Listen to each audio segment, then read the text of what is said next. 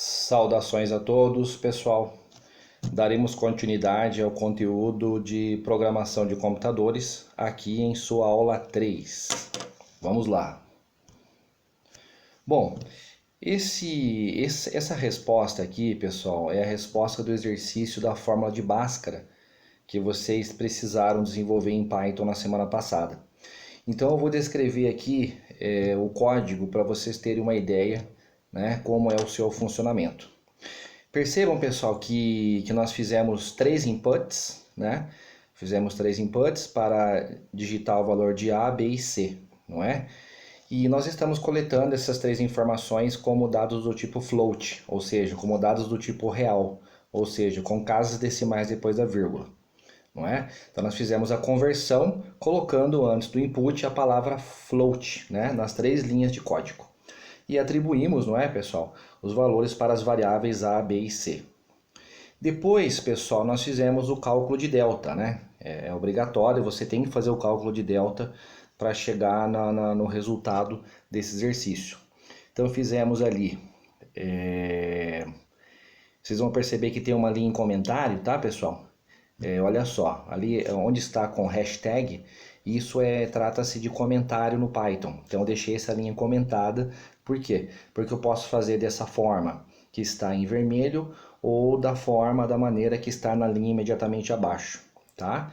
Então a gente pode fazer delta recebendo b asterisco asterisco 2. B asterisco asterisco 2, pessoal, é a mesma coisa que b elevado ao quadrado, tá ok? Menos 4 vezes A vezes C. Outra maneira de fazer, pessoal, na linha de baixo, seria fazer B vezes B, não é? Dá no mesmo. Depois, em seguida, pessoal, a gente precisa fazer o cálculo das duas raízes reais, né? O x1 e o x2. Então a gente faz menos b mais. Percebam, pessoal, nós estamos usando uma função do Python, que é a função sqrt. Então nós estamos fazendo o sqrt de delta. O que o sqrt faz? Ele calcula a raiz quadrada de delta, tá ok? Fechamos 2 parênteses e fazemos dividido por 2 multiplicado por A. Dessa forma, calculamos o valor de x1 e na linha de baixo fizemos o cálculo de x2, que basicamente é o mesmo cálculo, né, pessoal? Só que substituímos ali o operador de soma por subtração, já que a fórmula de Bhaskara, ela é, na verdade, menos b mais ou menos raiz de delta sobre 2a, tá ok? Então tem que fazer um cálculo pro mais e outro pro menos. E aí no final, pessoal, nós fizemos o print, não é? Nós imprimimos aqui o resultado final das raízes de x1 e x2 na tela, tá ok?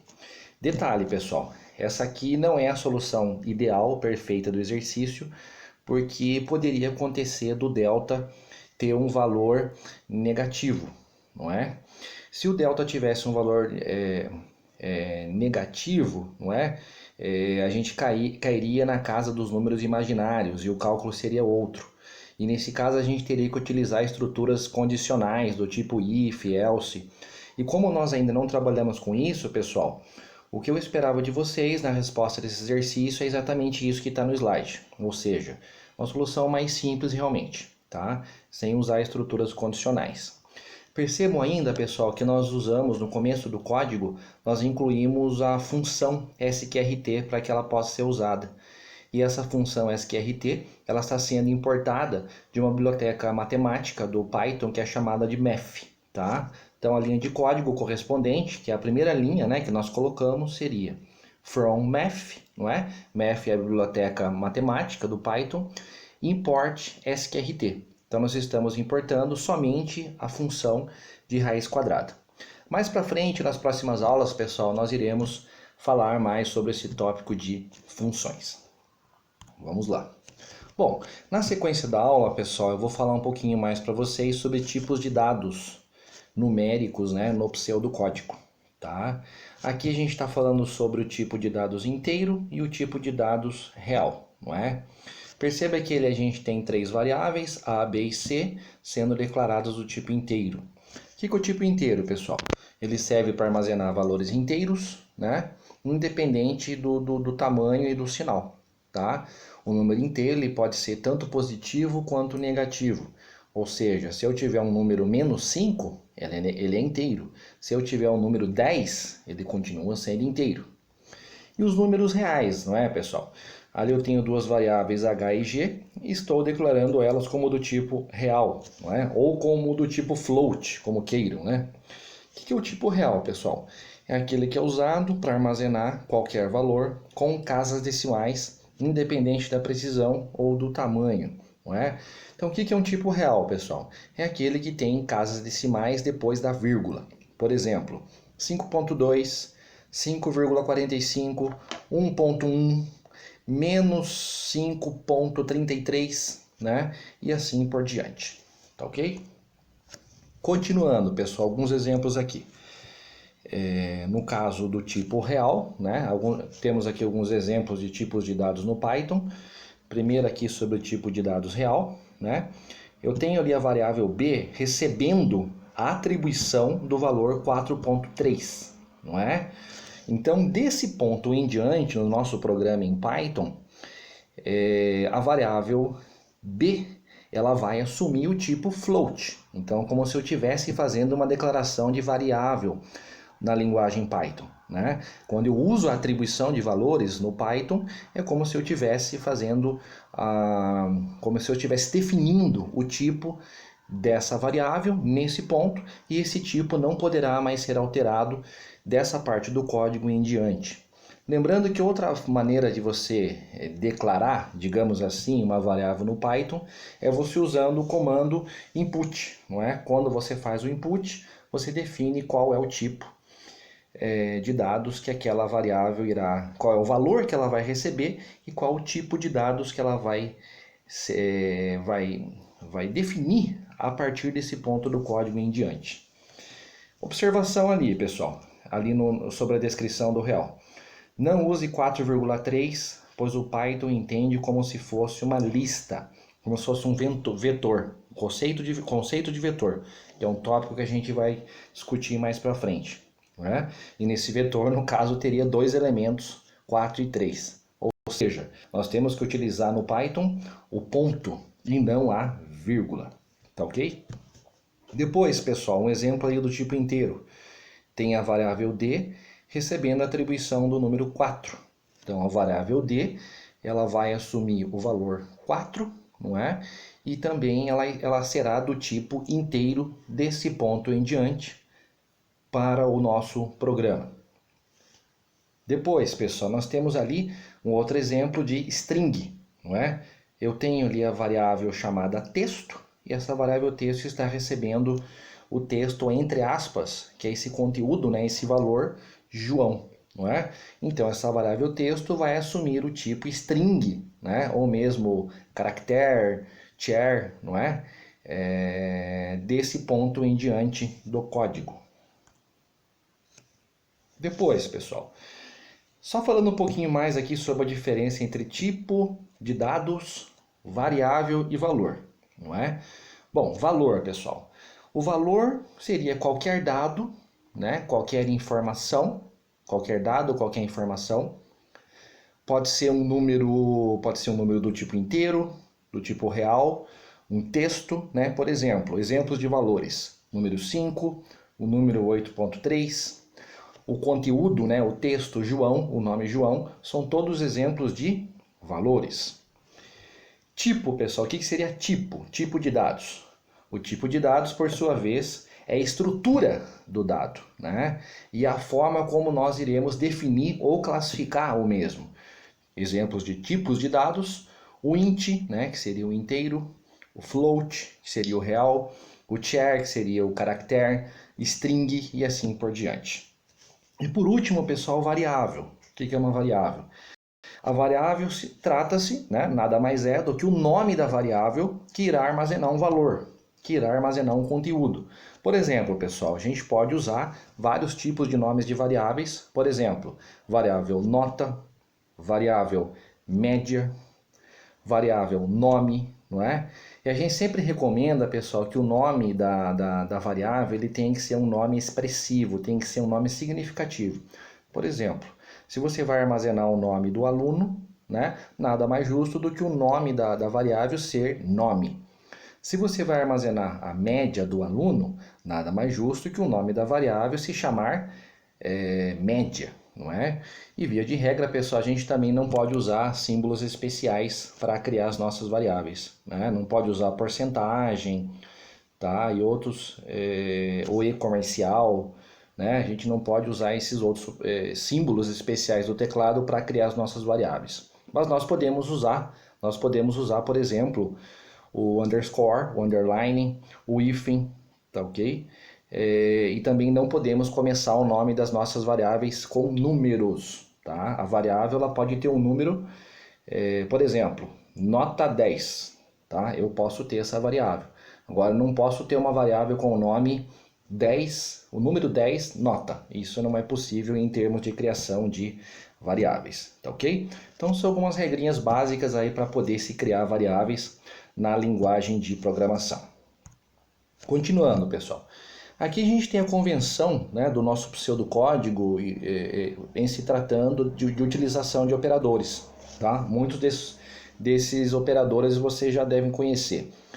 O sinal de mais para soma, o hífen, né, o tracinho para subtração, a barra para divisão, o asterisco, pessoal, o asterisco é usado para multiplicação, o parênteses, pessoal, é usado para agrupar termos dentro de uma expressão matemática, tá ok?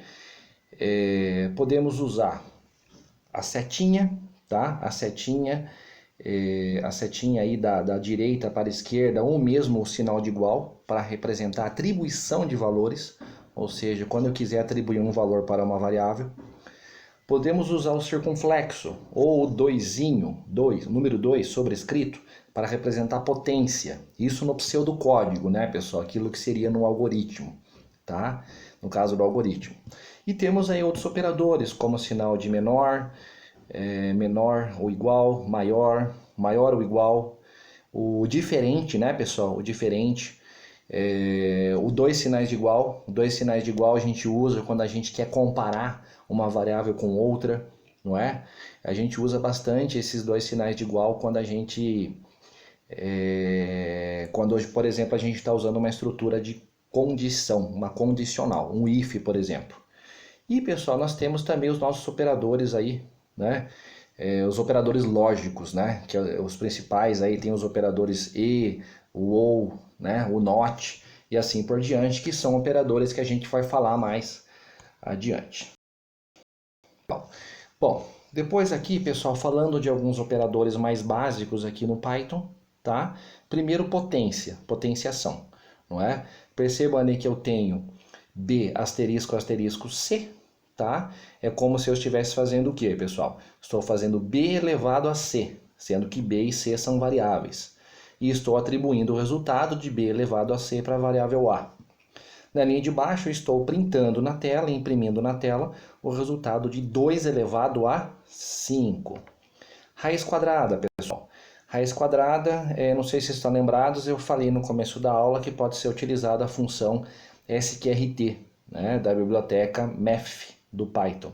Mas outras formas, pessoal, de você trabalhar com raiz quadrada seriam você fazer, por exemplo, percebam ali, eu tenho ali 9 elevado a 1 sobre 2, entre parênteses, ou quando eu faço na linha de baixo, percebam que eu estou fazendo um print de 9 elevado a 0,5, tá? Sempre quando eu faço, pessoal, só para vocês saberem, isso aí é regra da matemática, né? Isso aí são regras básicas que vêm da matemática. Quando eu faço 9 elevado a 1 sobre 2, ou quando eu faço, por exemplo, 9 elevado a meio, é como se eu estivesse aplicando a raiz quadrada desse número 9, não é? E sendo que esse número 9 não precisa ser obrigatoriamente o 9, né, pessoal? Poderia ser substituído por uma variável que foi digitada pelo usuário através do comando input, tá? Mas são alternativas aí para a utilização do comando sqrt, tá? E um outro operador que é interessante destacar também, pessoal, é o operador aqui de resto da divisão, tá? Por exemplo, eu quero pegar o resto da divisão de um número pelo outro, tá? Então, nesse caso, nós devemos utilizar o porcentagem, tá ok? Então, se eu fizer 10 porcentagem 2, né, é como se eu estivesse pegando o resto da divisão de 10 por 2. Lembrando, pessoal, se eu fizer 10 dividido por 2, eu vou ter um valor resultante, eu vou ter um quociente que é 5, né? Ou seja, 2 vezes 5 dá 10. Agora, o resto dessa divisão dá 0, tá ok? E estou atribuindo esse valor 0 para a variável A. Particularmente, pessoal, vai ser interessante você identificar o resto da divisão, principalmente porque daqui a pouco, né, nas próximas aulas, a gente vai começar a desenvolver exercícios aí sobre números pares e números ímpares. E para a gente conseguir identificar se uma variável, se um determinado número é par ou ímpar, certamente a gente vai usar esse operador aqui da porcentagem para verificar o resto da divisão, não é? Se o resto da divisão for 0, quer dizer que o número é par. Se o resto da divisão for ímpar, quer dizer que se o resto da divisão, aliás, se o resto da divisão for 1, né, quer dizer que o número trata-se de um número ímpar, tá ok? Mas a gente vai falar um pouco mais sobre esses assuntos, sobre esses aspectos aí nas próximas aulas. Legal. Pessoal, aqui a gente tem essa outra possibilidade de raiz quadrada no Python, né? Que é usar a biblioteca math, né? From math, e aqui eu estou importando somente a função sqrt, que é a função de raiz quadrada, tá ok? Ali eu tenho a variável n recebendo a atribuição do valor 9, não é? Na linha de baixo, estou fazendo a raiz quadrada, o sqrt de n, que é 9, atribuindo o resultado, né, da raiz quadrada de 9 para a variável root, e depois printando e imprimindo o resultado de root na tela. Ok, pessoal? No caso aí, né, pessoal, a raiz quadrada de 9 vai dar 3, né? 3 vezes 3 dá 9, e o valor de root estará com 3, e é o valor que será impresso na tela. Bom, isso aqui é importante, pessoal, pelo seguinte: é importante a gente conhecer a prioridade dos operadores aritméticos, né, da matemática. Por quê? Porque a gente vai usar essa prioridade nos nossos programas, né, nas nossas soluções que nós propormos para os nossos problemas matemáticos e computacionais, tá?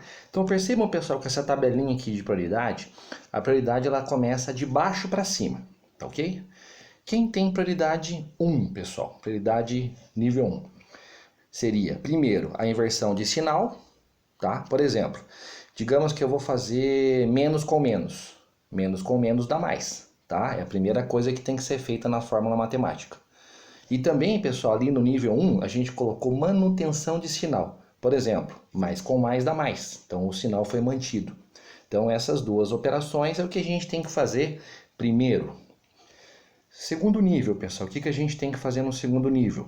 O resto, tá? Se a gente identificar um operador de resto, que pode ser o mod ou porcentagem, ele tem que ser calculado já em seguida, tá? É o operador aí de resto de uma divisão de números inteiros.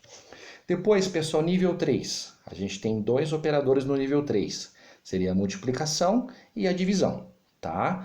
Se no caso, numa fórmula matemática, a gente tiver vários operadores de multiplicação e divisão, qual que é a regra? A gente precisa seguir a sequência, né? A sequência natural da esquerda para a direita. Tá? E assim a gente vai definindo quais operadores de multiplicação e divisão são executados primeiramente do que outros. E por último, né, pessoal, no nível 4, a gente executa as nossas somas e as nossas somas e subtrações, tá ok? Uma observação, pessoal, que está colocado na parte do rodapé do slide, não é? Para a gente fazer uma leitura, olha só, uma observação. Em uma expressão com operadores da mesma prioridade, tá? As operações são executadas da esquerda para a direita, é o que eu falei agora. Então, inclusive, isso vem da matemática, isso aí não é nem da programação de computadores, isso é regra básica da matemática.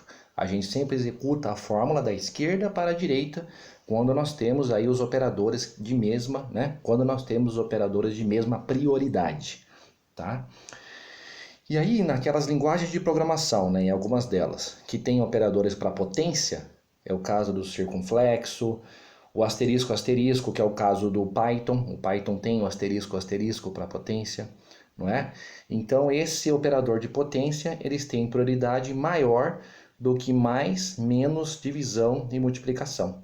tá? Ou seja, pessoal, se a gente fosse colocar aí esse operador de potência nessa tabela, né, o asterisco do Python, ele entraria como um nível, como uma prioridade 3, tá? Aí a multiplicação e divisão ficaria nível 4 e soma e subtração ficaria no nível 5, né? Se a gente fosse reestruturar essa tabela, tá ok? Depois, pessoal, o que nós temos? É um exemplo básico, tá? Que faz o seguinte, pessoal, é um exemplo do cálculo da média, tá? Esse primeiro exemplo do cálculo da média, pessoal, x mais y dividido por 2, ele está errado, tá ok? Por que ele está errado, pessoal? Porque no caso desse exemplo, ele vai primeiro dividir o y por 2 para depois fazer a soma com x. Ou seja, a média não vai ser calculada corretamente. O cálculo da média correto, pessoal, é o que está em azul, tá? Ou seja, para fazer a média de x e y, nós temos que somar x mais y entre parênteses, colocando parênteses, e depois disso fazer a divisão por 2. Tá ok, pessoal? Aí o cálculo da média é feito corretamente. Bacana, pessoal? Legal? Continuando. Ó, pessoal, aqui a gente tem alguns exemplos de conversão de tipos de dados no Python, né? Essas conversões a gente realiza no próprio comando input, né? Nós já fizemos isso, inclusive, na aula anterior, não é? Por exemplo, estou fazendo uma conversão para real. Importante destacar, pessoal, tudo que a gente digita no Python, utilizando o comando input, ele vem para dentro do programa como sendo do tipo texto, como sendo do tipo string. Ou seja, se você quiser fazer algum tipo de cálculo, operação aritmética, você tem que fazer uma conversão desse tipo texto para um tipo numérico, tá ok? Então vamos lá, pessoal. Olha só, ali no tipo real, o que a gente está fazendo? Input, entre com a primeira nota e coloquei ali a conversão para float, né? Então o usuário vai digitar o valor e esse valor vai ser atribuído para a variável A. No caso do inteiro, pessoal, estou pedindo para o usuário digitar a nota, tá? E estou convertendo para int, tá?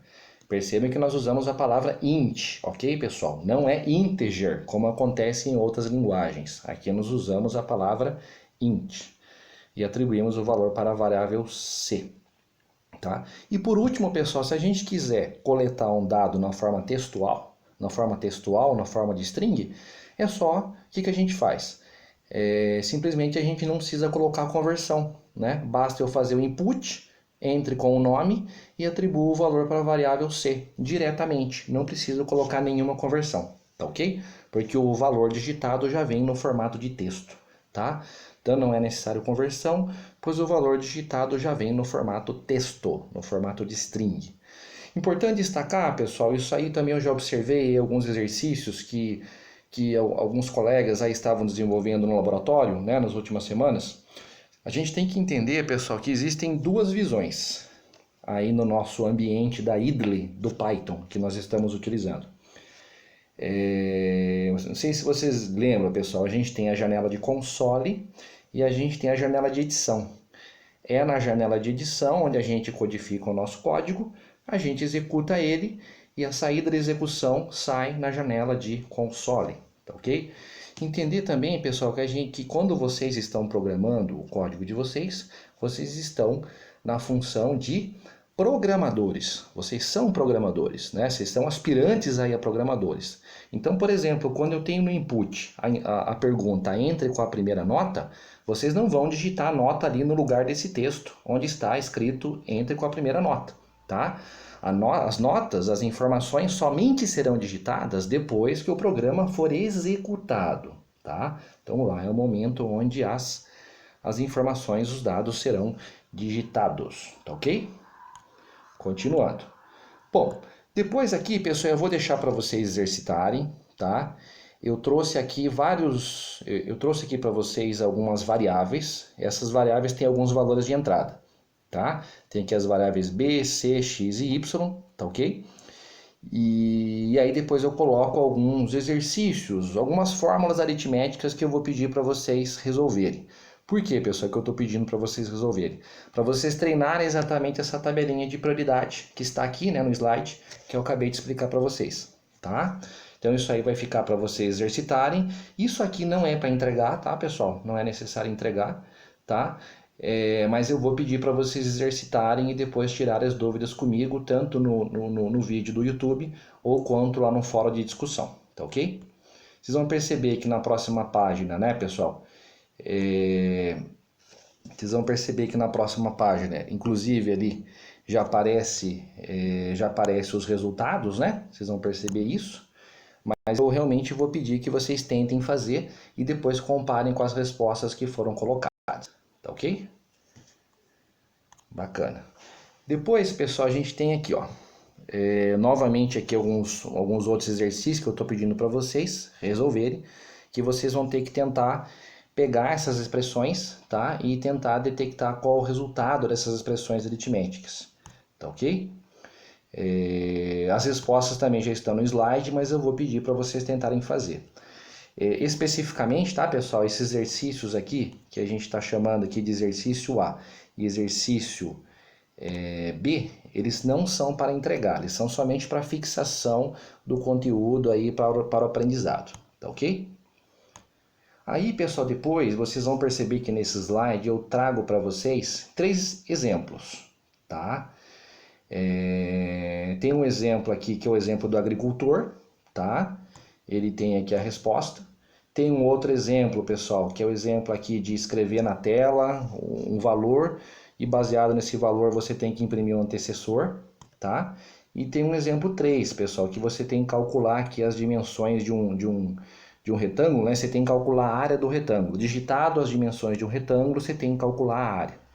Eu vou pedir, pessoal, para esses 3 exemplos aqui, tá? Eu vou deixar aberto para vocês digitarem, tá? Vocês digitarem e verem eles rodando, tá? É claro que a situação ideal, pessoal, é se vocês tentassem fazer, né? Tentassem fazer e depois vocês observassem as respostas no slide, tá? Mas esses exercícios 1, 2 e 3 não é para entregar também, tá, pessoal? É somente também para fixação do conteúdo. Tá? Assim como o exercício 4 também, tá, pessoal? É para vocês tentarem fazer, digitar e também é somente para fixação do conteúdo, tá? E aí, pessoal, vocês vão perceber que no final do slide, aí sim nós temos 5 exercícios. E esses 5 exercícios é realmente para vocês tentarem fazer, tá? E vocês vão ter uma semana para desenvolver esse exercício e entregar pelo link lá no Blackboard. Vocês vão ter uma semana para isso, tá? Lá no Blackboard, pessoal, também eu vou deixar um link de um ambiente na web, um ambiente na internet, em cloud, que vocês poderão usar para codificar os programinhas de vocês, executar, né, pessoal? Executar o código, verificar a sintaxe e assim por diante. Tá ok, pessoal? Então eu vou deixar disponível lá no Blackboard um link com esse compilador Python para vocês poderem fazer a utilização. Então, pessoal, é isso que a gente tinha para falar nessa aula de hoje, tá? Tentem fazer, exercitem essa semana e aí a gente tira essas dúvidas aí pontuais que vocês tenham, a gente tira essas dúvidas aí na próxima semana. Obrigado então, pessoal, e até a próxima semana.